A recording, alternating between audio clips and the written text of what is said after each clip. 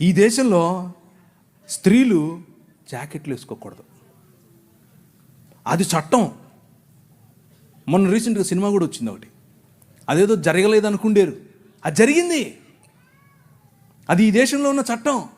ఎందుకు అనంటే మన దేవుడైనటువంటి బ్రాహ్మణుడు నడుచుకుంటూ వస్తే అది ఆడో మగో తెలియాలి, కాబట్టి ఇప్పి చూపించాలి.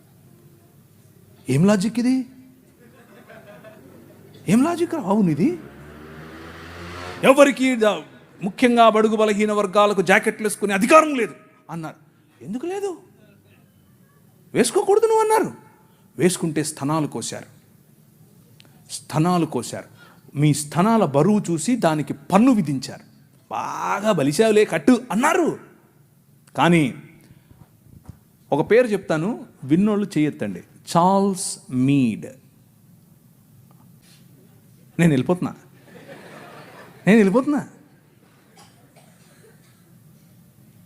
మీరందరూ జాకెట్లు వేసుకోవడానికి కారణం ఆయనే.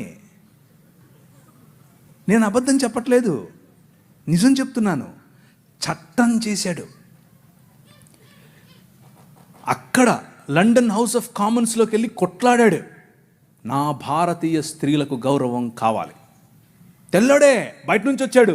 అందుకనే వాళ్ళను గర్వంగా మా తల్లిదండ్రులు అనేది, నేను ఊరికి అన్ను గర్వంగా అనేది. ఎందుకు తెలుసా? మీరు బట్టలు వేసుకోకుండా మమ్మల్ని అనగదొరికితే వాళ్ళు మాకు జాకెట్లు పంచారు.